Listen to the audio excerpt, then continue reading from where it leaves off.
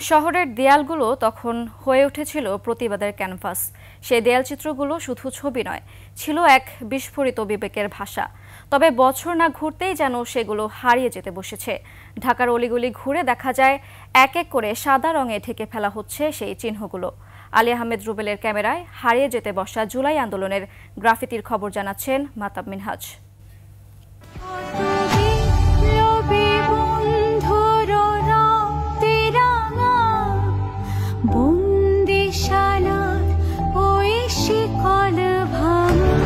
দুই 2024 সালের জুলাই মাস বর্ষপঞ্জির হিসেবে একটি সাদামাটা মাস হলেও সেই জুলাই যেন অন্য কিছু।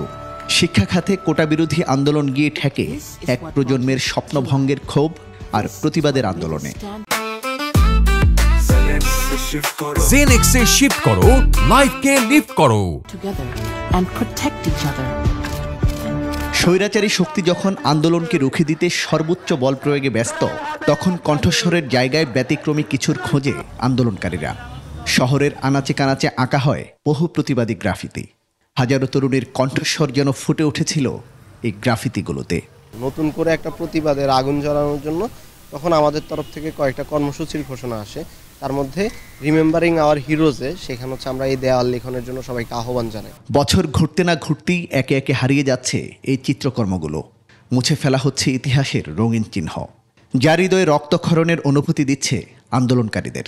বলছেন গ্রাফিতি মুছে ফেলার মধ্য দিয়ে চলছে আন্দোলনের স্মৃতি মুছে ফেলার ষড়যন্ত্র। দাবি জানান আন্দোলনের অন্যতম এই অনুষঙ্গ সংরক্ষণের। যেই জায়গায় নতুন করেও গ্রাফিতি হয়েছে এই জুলাই কেন্দ্রিক বা জুলাইকে কেন্দ্র করে, সেইগুলো যাতে সংরক্ষণ করা হয়, এই রক্তটা আমরা অনুভব করছি, সেই বিষয়গুলো আমরা আসলে দেয়ালিকার মাধ্যমে, গ্রাফিতির মাধ্যমে তখন দেয়ালে দেয়ালে ফুটিয়ে তুলেছি। এই যে গ্রাফিতিগুলো আমিও এঁকেছি, আমিও হাতের ছাপ দিয়েছি। চাই বাংলাদেশে মাটিতে এই লেখাগুলো থাকুক। অনেক দেশেই আন্দোলনের শিল্প সংরক্ষণ করে রাখা হয় জাদুঘরে, ছবিতে বা ভিজুয়াল আর্কাইভে। বাংলাদেশেও কি এমন কিছু করা যেত না? রাজনৈতিক বিশ্লেষকরা বলছেন, যে কোনো গণ আন্দোলনের দাগ মুছে ফেলা মানি ইতিহাসের গুরুত্বপূর্ণ সময়কে হারিয়ে ফেলা। জুলাই বিপ্লবের এই যে স্পিরিটটা, এটা তো ভবিষ্যৎ প্রজন্মের জন্য আমাদেরকে ধরে রাখতে হবে। যেমন আমরা রেফারেন্স হিসেবে 69-এর গণ অভ্যুত্থানের কথা বলি। এই দেয়ালটিতেও একসময় ছিল জুলাই আন্দোলনের বিভিন্ন রকমের গ্রাফিতি, যেই গ্রাফিতিগুলো বলছিল সাহসের কথা, লিখেছিল মানুষের আকাঙ্ক্ষার গল্প। কিন্তু সেই দেয়ালই আজ রঙের ফ্যাকাশে দাগ, যেন ইতিহাস মুছে ফেলার এক নীরব প্রচেষ্টা। কিন্তু দেয়াল থেকে মুছে ফেললেই কি ইতিহাস বা স্মৃতি মুছে ফেলা যায়? তাই হয়তো এই দেয়ালটি আজ চুপ থাকলেও এই শহরের বাতাস এখনও ধরে রেখেছে সেই গর্জন। মাহতাব মিনহাজ, 21 টেলিভিশন, ঢাকা।